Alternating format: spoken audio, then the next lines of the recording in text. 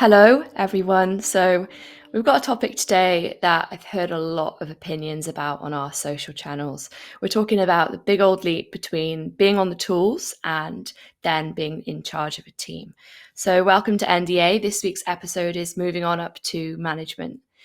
We have a really qualified crew to chat about it. Good mixture of creatives who have lived it, are living it, have witnessed people make the jump really well, and also those who've done it not so successfully. A few different roles too, from different kind of sectors of the creative industry. So that's going to be super interesting. I'm going to stop yammering and let them introduce themselves. So G, do you want to kick off? Yeah, sure. Thanks, Katie. I'm Gerald, but everyone calls me G.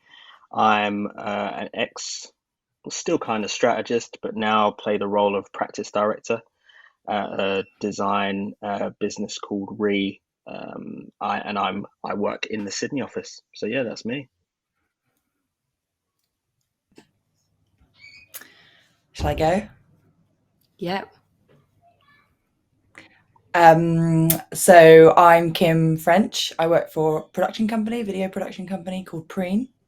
I'm head of marketing. So I do marketing across Preen and our other sort of pillars of the business, which are studios and post-production. But at the moment, I am managing a team as part of head of production. So I'm kind of straddling two roles for various reasons that we'll get into. I'm Maisie. I'm a senior designer at JKR in London, and kind of currently figuring out what journey I want to go on, and how my career could look. Perfect. I'm Katie Cadwell. My pronouns are she, her, and I am the host. As always, for this and all future episodes, I'm kind of here to relay some of our followers' experiences and try and steer the conversation where I can. So I'm going to kick off with a pretty broad question. And actually, I might put you on the spot, Maisie, and get you to kind of answer first. It's about progression and why do we think progression is important? It's it is an interesting one, isn't it? I mean, we all want to feel like we're moving somewhere in our careers. I think as ambitious people and people that want to kind of drive ourselves forward. And I think one way of doing that is by job title. And I think, we talk about it not just being about LinkedIn and kind of updating your status, but I think there's something innate in all of us that wants to feel like we're kind of moving forward and progressing with our career. And I think, moving from kind of senior you get it at every level. You get, some people want to be called a junior and then move to midweight and then move to senior and then progress up to, say, design director or design lead. But I think it's just inbuilt in us all to want to feel like we're almost ticking those boxes. I think it comes from, very early on in our lives where we're almost taught that, you go to school and you do these exams and you do this and life's always laid out. And then you get into this world of a job and suddenly those posts have kind of shifted and the way forward isn't so straight. And I think that's kind of the position that I definitely feel like I'm in now, where it's like, is that the right way forward? Are there other ways forward? How do you want it to go? And I think navigating that is quite tricky sometimes. Yeah. So G and Kim, you've kind of hit the hit the top. Not saying that you don't have further to go. So why has that progression been important to you? Well, I'll jump in. In terms of hitting the top, yes, I suppose in many ways. I mean, I've been a company director at the company that I'm part of now. I've been part of the company for 12 years. And so company director felt like, yeah, the top and, having those kinds of being part of those decision-making processes about the company strategy and the company structure, and for a time it was less about the name of company director alongside my other job title, and more about being involved in that part of the business, like you said, Maisie, like that's a sort of, you kind of feel like, yeah, like it's a tick list, like you've made it in that particular aspect. But the reality of it, certainly after a few years, was that it took me away from the aspects of the business that I loved, i.e. doing the work, and it became a job unto itself that actually wasn't benefiting both me and the company. So 2019, so I think I became a company director in 2012, and then 2019 I said, no, I've had enough.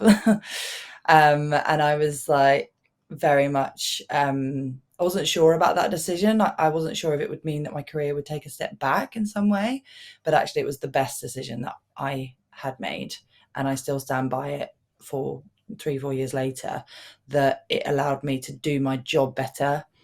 It allowed me to think about what made me happy more, and it took me away from decision making that I really didn't actually get a kick out of. Certainly not anymore. Yeah, I guess to add to that, I think management, to Maisie's point, you always want to be making that progression, and I think the world of work has made it that, you know, a symbol of that progression is that you manage teams and you manage people. But I think management can mean lots of different things.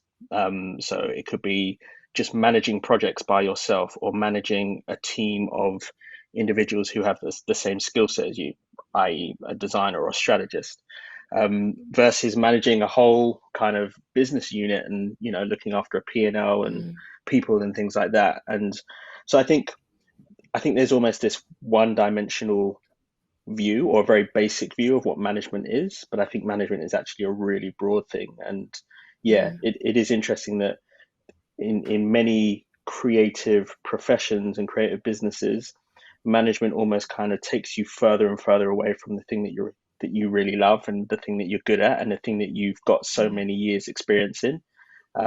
So yeah, I think collectively we almost kind of need a broader understanding or appreciation of what management actually entails and what it can be. I saw a really good comparison, which is, I think a lot of people can relate to, which is when you're in junior school and you hit year 6 and you're king and queen of the school and you're top dogs, and then you move up to secondary school and you're kind of starting again. And that upends some people, but I think retaining talent. So obviously you've all got some experience of working with junior teams, and do you need to, because there maybe we're going to get on to kind of alternative roles rather than pushing people up into management, but we tend to, right? That's the kind of the general direction. So do we need to do that to retain talent in our businesses?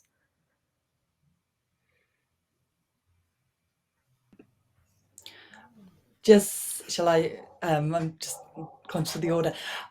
My thoughts on that is just, it is genuinely about communication, and we have an incredible generation coming up now into the industry who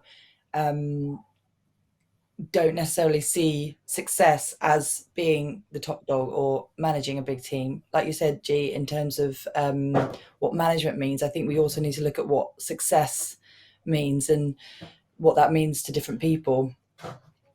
When a junior team or person is looking to progress their career, that could mean a lot of different things to them, and you just have to sit down and talk with them, and it can change over time as well. I find it hard sometimes because people do ask, like, well, what is the career progression, like, you know, what's next after this role? And actually, yes, you can, you know, we've talked about going from producer to head of production within our company, when in actual fact that has not always proven to be the best career progression, because the individual loves producing. Head of production is a very different role to producing. You're not on set in the same way. You're actually looking a lot of very admin based stuff. So it might seem like the next step up, and maybe you get paid a bit more, but actually if you're not cut from that cloth in that way, in that admin kind of managerial stuff, you're not going to be happy. You're not going to enjoy it. So I think it's being clear to junior that there's, you know, you can go across, you can, you know, stay where you are, but become more senior and do bigger projects. You don't necessarily have to go and manage the whole department. I think that's it's a a really really. oh, sorry, you go. No, go ahead, Maisie. I was going to say, I think it's a really interesting point, and probably what you were saying. I think it's a really interesting point. I think there is something though in terms of titles and in terms of feeling like you. I think in a way, for me anyway, a title almost reassures me that I'm in a position where I can give a certain opinion or take a certain role in a project. And I think the title of senior designer captures so much, especially nowadays. Like you see people who are, I sound so old, but I'm like, you see some people a few years out of uni calling themselves a senior designer. And, to me, that's not what the role is. I think it's, to be a successful senior designer, I feel like you should be able to kind of lead projects, lead a team, have confidence in what you're saying and be able to direct people well. To other people, that might be a design director role. And I think at a certain point, the title does become something where I might not necessarily feel confident giving my opinion or feel I'm in a position to give my opinion because my title is, say, senior designer, when someone else's title might appear higher in the hierarchy. And so I think it's an interesting one in terms of that progression. Like, is there a role beyond senior where you're still creating? Do we as an industry kind of need to shift our perspective of what a senior designer is? Yeah, for me, I just think it's quite an interesting one in terms of language and how you feel in that role as part of what your role is. Totally. Yeah, I think because that progression is something that's been in place since forever, right? Like you come out of uni, you're a junior, midweight, senior, director, or associate director, and then so on and so forth. And I think in much the same way that even 2, 3 years ago, we thought that in order for someone to be productive, they have to be in the studio or they have to be in the office 5 days a week. And if you're part-time, then it's almost a derogatory term, right, to be part-time.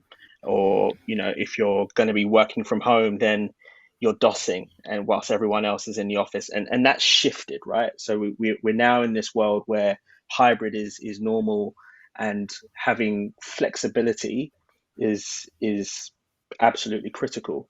And I think there's almost a similar shift that needs to take place with job titles and what's expected. I think this linear progression of junior all the way up to director is an old way. And I think, you could have the capability and experience and skill set of a creative director, but you still want to be on the tools and you want to be a creative in every sense, right? You still want to create, as opposed to I'm now a creative director and I'm so far away from the tools. I'm just looking at work and overseeing and spending all of my time in meetings and checking the resources right.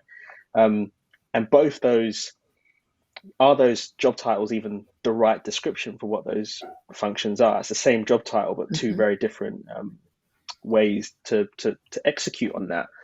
And so I think it's almost a case of, how do you add variety to accommodate all of these various different ways of progression without making it so complicated that there's a million and one rules or million and one roles, and no one really knows what anyone's level or experience is because we've just made this. So I don't know.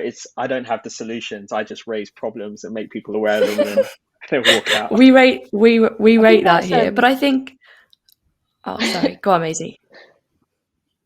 I was just going to say, I completely agree. And I feel like design director has become a kind of catch-all for that certain level. And I think when you go to different agencies, that role is vastly different. So the design directors at JKR, for example, don't design at all. They put together presentations, they manage resource, they are in effect almost a creative director at another agency. And I think it's interesting in terms of hierarchies. Like, so JKR has 4 creative directors for 175 people in the London office, whereas you speak to other agencies where there's 4 creative directors for 40 people.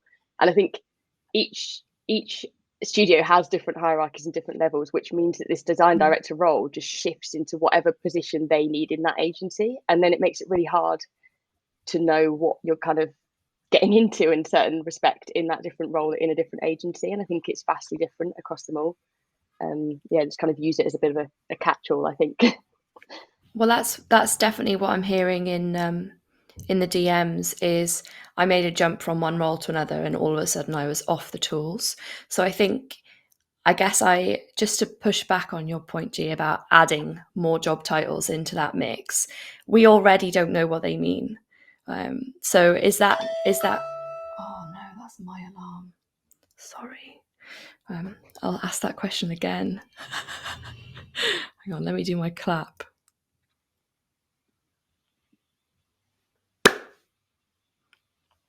Yeah, just to push back on your point, G, I think there's already a lot of confusion, and people are kind of flailing around about that job title as it is. So if we add more job titles into the mix, are we adding more layers of confusion? I feel like expectations already vary so much from agency to agency. All of a sudden, people find themselves off the tools. So are we just gonna add more chaos to an already chaotic job market? Maybe, and not even going through the down the road of that's exactly what we should do, but I think it's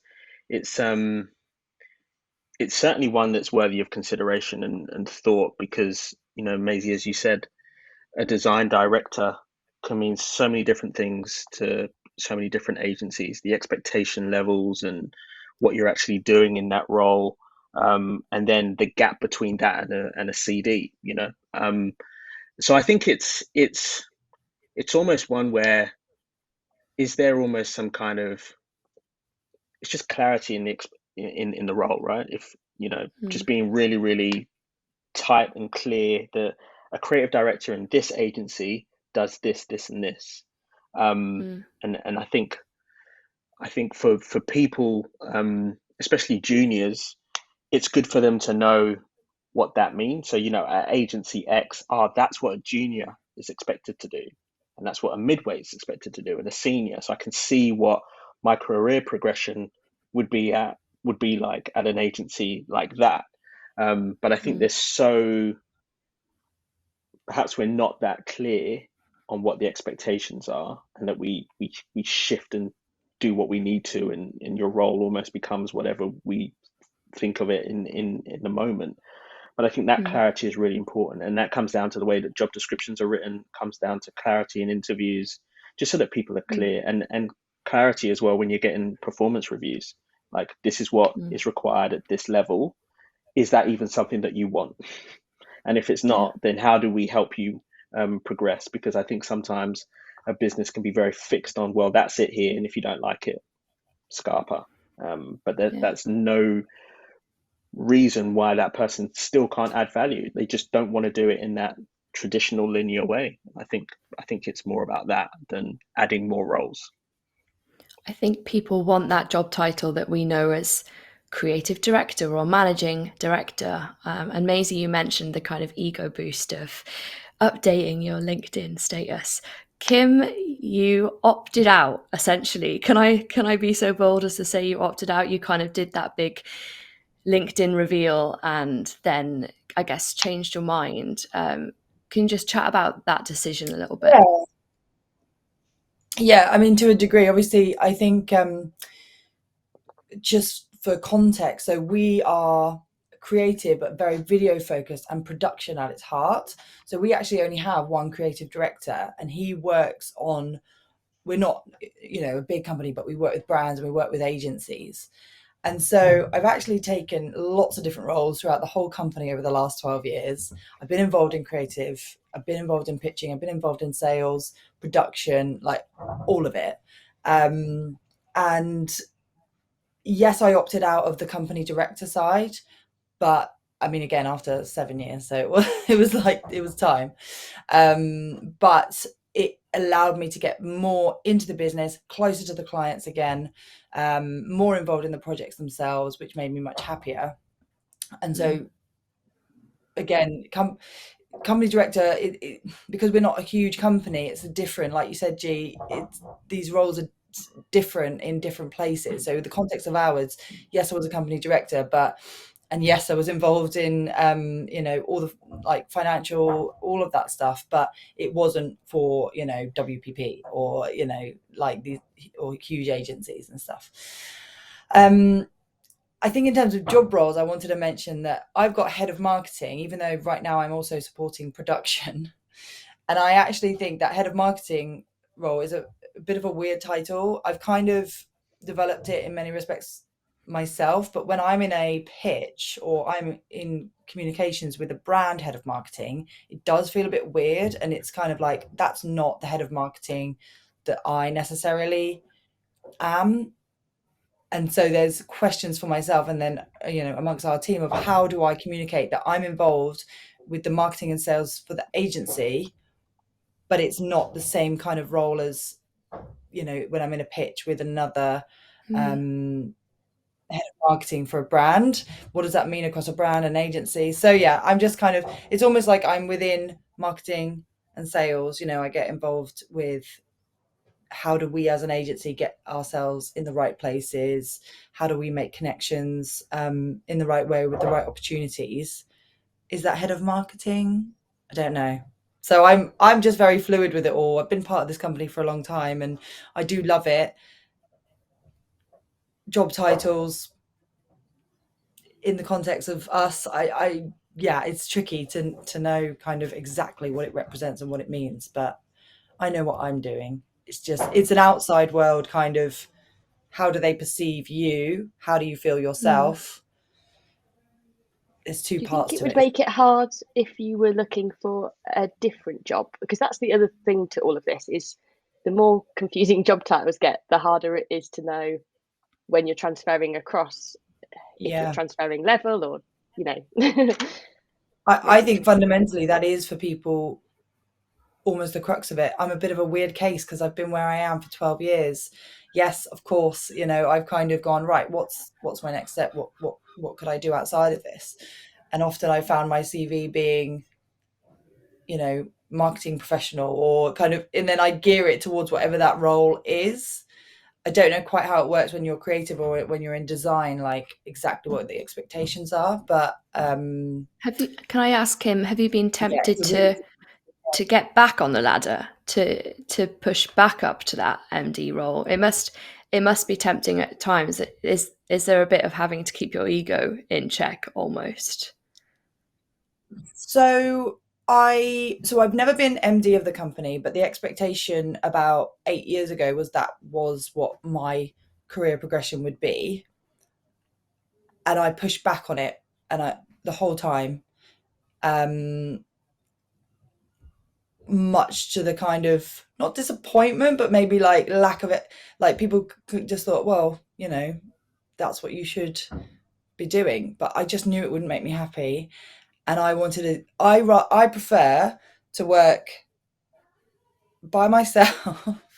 I feel like I'm good at managing people, but I don't always love it. So right now, because I'm supporting in the head of production role for a number of reasons within the company, which is a short-term thing, I'm finding myself going, oh, maybe I could do this again. And that's where my ego is kind of going, oh, I'm managing a team and I'm a bit more out there. And actually I'm like, no. And I know in a few months I'm going to be stressed out to my eyeballs and wanting to do wanting to work on email campaigns and do things that are quite sort of solo.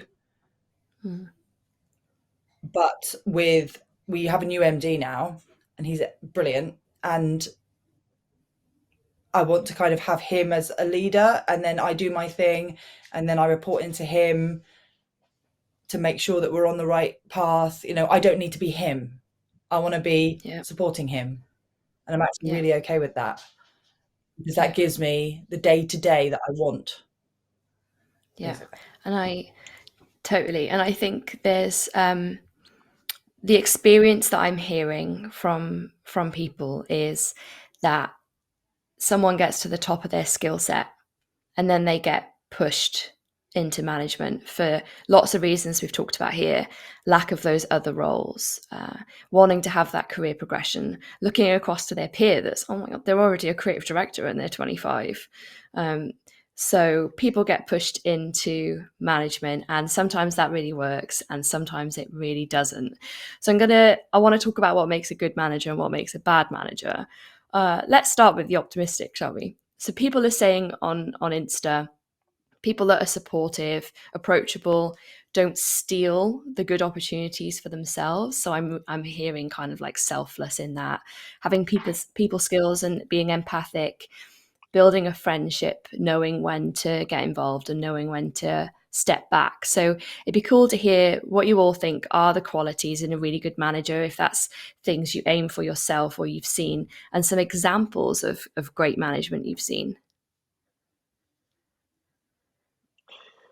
I can jump in. By no means would I say that I'm a great manager. I argue that a lot of the time I'm not really even a good one. But certainly what I think makes a really great manager is a lot of what you said, Katie. I think it's um, being good at your job isn't isn't the kind of prerequisite to you being a great manager. I think a great manager is someone who's prepared to kind of step back and oversee the team and really looks to kind of just add value in the right way at the right times in the right places. Mm. And I think it's very much a case of being able to almost kind of not have so much on your plate that you can afford the time to go, hey, how's this going? What do you need? Mm. Why don't you talk me through this? Have you thought about this? Or, what are you struggling with? What are you enjoying? And I think a lot of the times, like management feels like, oh, I've got to come in and fix the thing.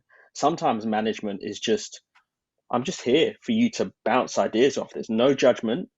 I'm just Mm. a set of ears and a brain just to just chuck some stuff. Like, some of it will be good, some of it will be bad, but sometimes you just need someone to bounce the ideas off. And I think management is for me, good management is less about just telling people what to do, and more about allowing people the opportunity to feel safe in all the things that they want to try to do, keeping them kind of focused on what does the client need and what's the objective, but giving them the space, the breathing room and the breathing space to go, I tried to play with this, it didn't quite work. So then I moved on to this. Like, that's great. That's great. Actually, let's go back to that thing that didn't quite work. I think this little bit is really interesting. That for me is what a great manager in our world of creativity is all Mm. about. Less about just telling people what to do and dictating because you've got a fixed idea and a fixed vision.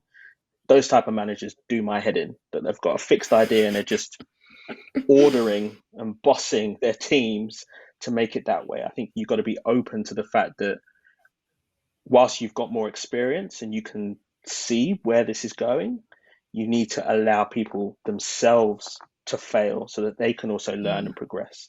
And that's the best way. When people learn, they learn better. When people fail, they learn better. Yeah. Yeah, I think to that point, like the best managers I've had are the ones that give you the safety and the confidence to be able to put the weirdest stuff down, or to feel, like you say, comfortable in that not everything you do is going to be spot on. And the other best managers I've had are the ones that have that adaptability to allow you to work in the way that suits you best. Certain directors will say, you must sketch, or you must work in this way, or you have to do it in the way that Mm. we're used to doing, so mood boards or whatever direction they feel most comfortable with. But the ones that are really great are the ones that can have a team of 3 different people, each one tackling a brief in the way that suits them, and somehow be able to turn that into a kind of cohesive project and lead it forward. And they're the ones that I really respect and kind of want to learn most from. Yeah, I think not taking over is a big one, and I think that's where it becomes difficult when the directors are kind of designing alongside, say, juniors or midway. I've had it quite a lot during my journey, where if you're not getting somewhere fast enough as a junior, they'll kind of take it over and turn that into their own thing. Yeah. And I think obviously it's a luxury of time, which we never have in this industry. But I think allowing that space and allowing these people to develop in their own way will get to much better designers. Yeah, they're the kind of people that I want to be more like. Yeah. I relate a lot of, I've got a 5-year-old daughter, and I relate a lot of kind of just everything to my interactions with her. And the other day she was making cupcakes, which was supposed to be unicorns. And I was looking at them like, oh my gosh, like they just, every part of me just wanted to go in and actually make them look like unicorns. And, because even though I'm not a creative in a just traditional sense, and I was just like, I can make these look so good. I was like, what am I doing? No, I just need to just let her get on with it. She's having a great time. Obviously, she's not working and being paid for this, but she just did a brilliant job. And it was, yes, it was patience on my part. It was pulling myself Mm. back to not interfere, let her get on with it. And and they're a bit scary, but it was like, they're fun. And it was just, I really believe, I was never like, oh, you must color in the lines and, da, da, da, da. I just give her the space to just do. And I think that if you're able to create a safe, she can ask me questions, or how do I do this, mummy, or blah, blah, blah. And I think that if you've got, not that you have to be a mother or father figure to your team, but if you create an environment where they feel free to, yes, be creative, but also understand the structure of, when things have to be delivered by, and you just sort of, I just look after them, basically, like give Mm. them the space to be creative and to get to the great work by themselves. Which, like you said, Maisie, luxury of time, all of this, and budgets and everything is not always possible, but you need to have these creative industries, you need to have enough of that space as a manager to allow your teams to do that and make scary unicorns. Totally. That's it. I It's mean, when you've got a day to that's go and the such a good unicorn still looks scary. Yeah. that's such a good comparison, though. I just want to shout out. There's a really good series happening on If You Could Jobs at the moment, which is the managers that shaped us, and we often hear the really bad stories. So if anyone wants a little bit of little uplifting moment, then that's a great one.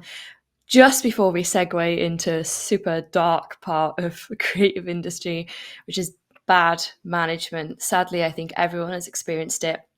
I have had to seriously edit things that I've seen in my DMs about bad management to kind of focus more on the work. Otherwise, I think we could go way off tangent. So, controlling or micromanaging, which is something that you kind of chatted about, Maisie, being afraid of the level above them. So maybe being afraid of directors or senior management. So a good example is a DD having some kind of fear or an odd relationship with their creative director. Not having an opinion, which is, I guess, quite a big part of the job. Always too busy, rescheduling meetings, rescheduling progression one-to-ones, and ego. So I guess there's a lot, but if everyone could choose maybe one quality that they hate to see the most in management or would hate to find themselves acting. Ego. Got to go with the ego one. I can't stand it. I can't. Um, yeah, yeah. Like it's a really detestable quality. Like this belief that you are better than everyone else, or that your agency is better than every other agency, um, or that this person is no good, and you've set that as forever they are never any good, right? And I don't ever want to work with them. I don't respect them, or so on and so forth. Just I mean, we're fortunate enough to be in a creative industry, and by its very nature, creativity is collaborative, right? You get to rich ideas and really interesting spaces. The more people that you can bring in, and the more Mm-hmm. perspectives that you can have. And ego is such an insular um, thing. It really just makes people just go away from you and not want to spend time with you, not want to talk to you. Um, and so, yeah, the instances where I've seen ego are only to the detriment of themselves, and to their teams. Like, people don't want to work with them, people fear them, people don't respect them. Like, they may be afraid of them, but they don't respect them, and they wouldn't, speak favorably of them in private. And so ego for me is, can't stand it. Can't stand it.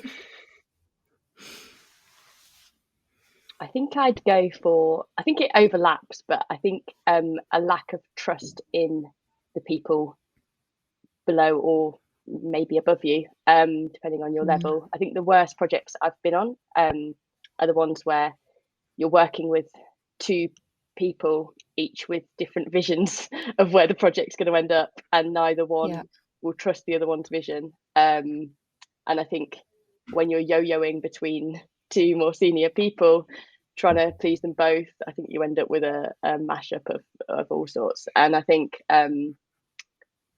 it does come from the top. I think it's the highest person, then trusting the person below them to direct their team would be the way I'd see it. And on that point, then having the team below them that trust them to come up with the good ideas. But I think that comes into ego as well, is the person kind of feeling like only their vision is the way forward and can't kind of get blinkered by that and don't see the good in other parts of the work. They're the ones the projects I struggle with most, and the managers. Yeah. Trying to think back to some of them, but micromanagement definitely stands out. And I think that, Maisie, like, to your point as well, like, if you don't trust, micromanagement is a result of not trusting. And if you, as an individual in your role, feel like you're being micromanaged, then you kind of eventually will just hold your hands up and go, okay, you do it, Yeah. I know I have. And I've also caught myself micromanaging as a manager and kind of gone, oh, okay, wait a sec. Like, I do need to just like let them get on with it. And I think that it's, as a manager, you just have to just constantly reflect, constantly check in on yourself and how you're, treating people. You'll never know exactly what they think of you. You don't all have to be best friends. Like, that's the thing. I think it's hard sometimes, and I just want to please everyone all the time. And actually, that's not necessarily what a great manager does. They're approachable. They give you, they make you feel safe, but they don't have to be your best buddy. They need to be your manager.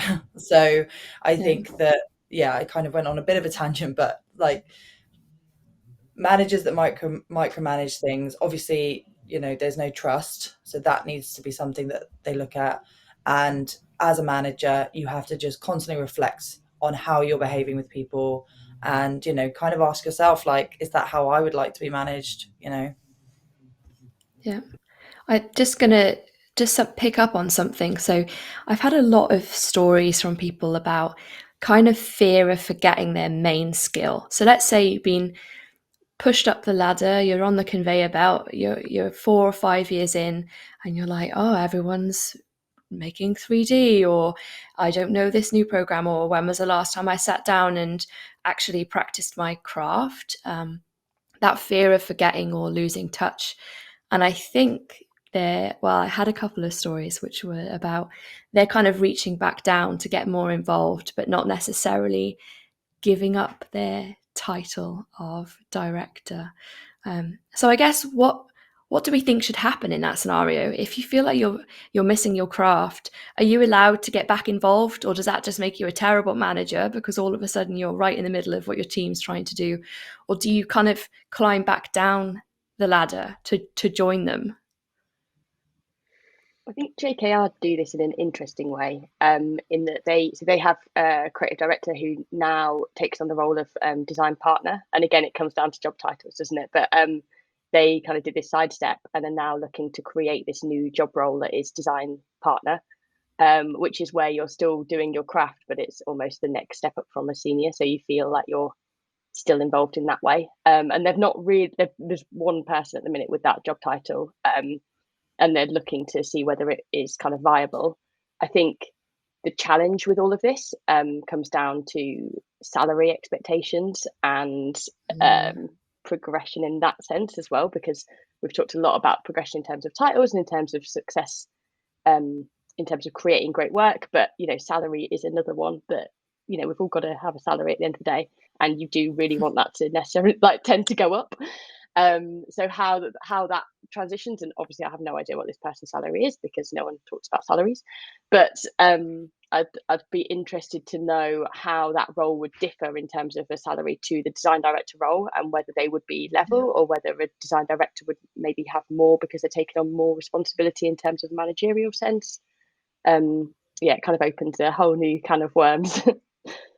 Yeah. I think it's probably much to like the point we were talking about earlier around, do you need different job titles to reflect, you know, non-linear career progression paths? And, you know, you're talking, Maisie, about JKR and design partner. I think it's probably another one of those things that, you know, do you keep the role structure that we've got in place, but you are more flexible within a business where you can go, there are actually two types of creative director.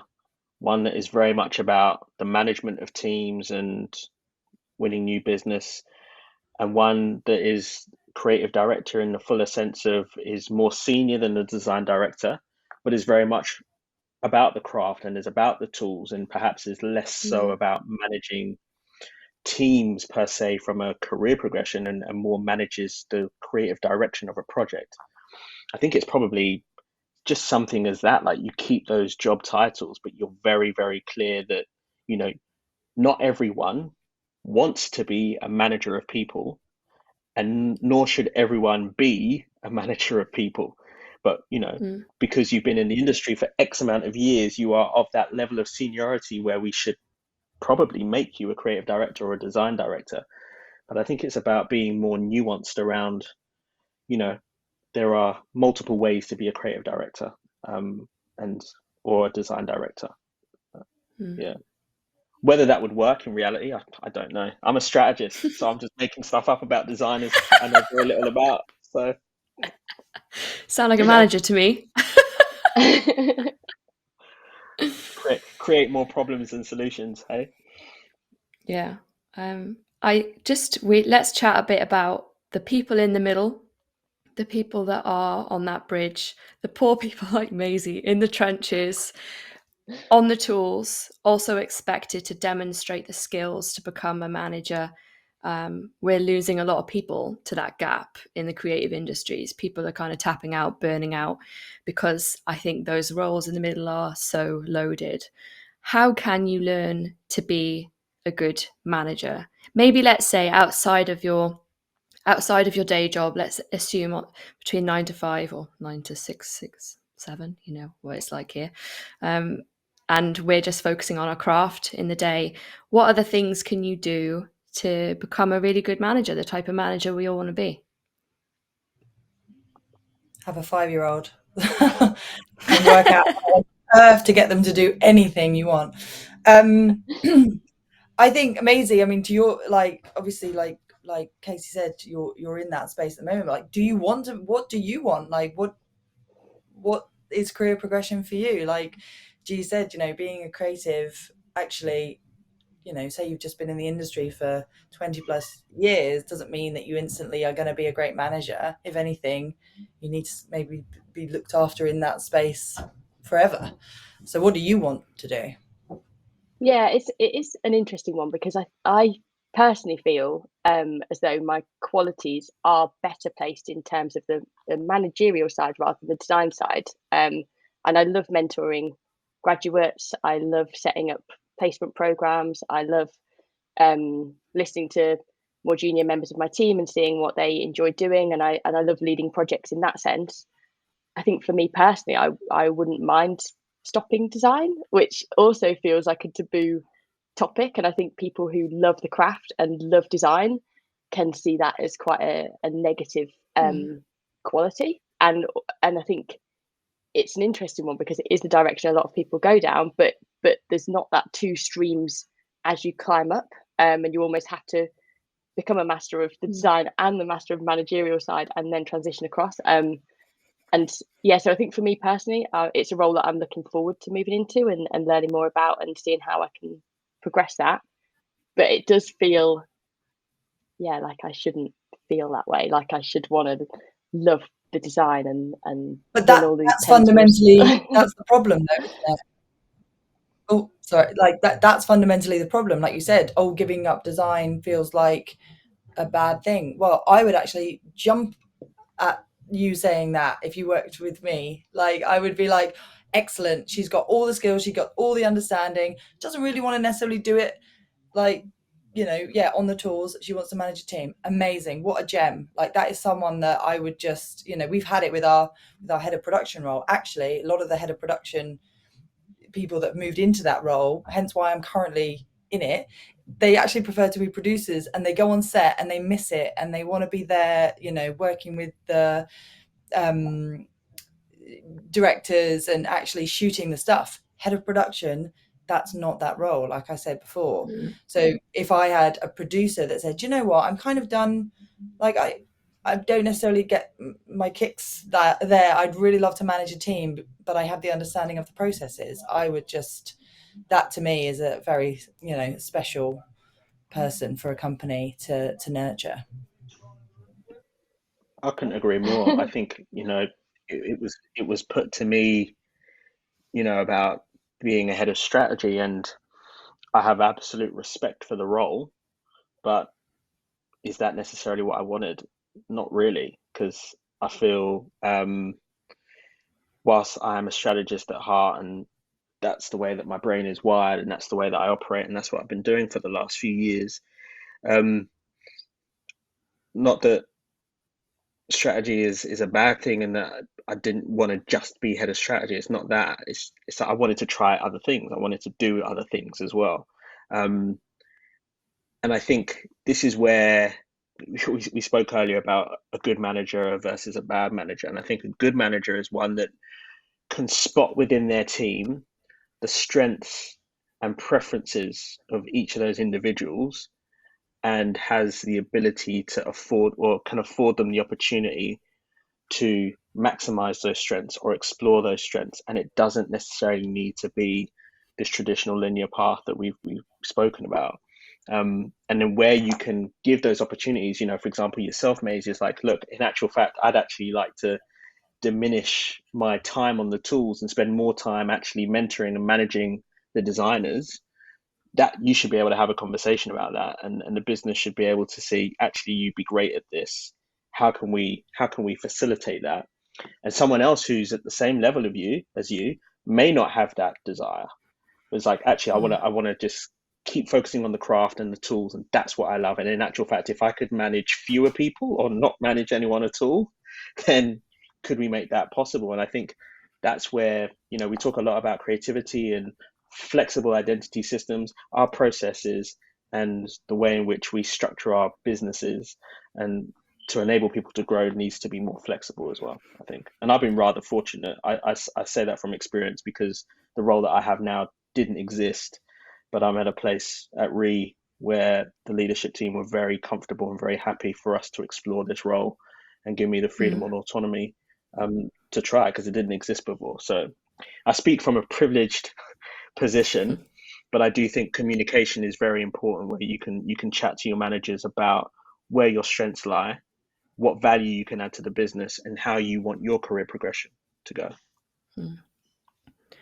Amazing. I don't know if I heard that correctly, but it sounded like 2 job offers to me, Maisie, that you just received to move into management in 2 different agencies.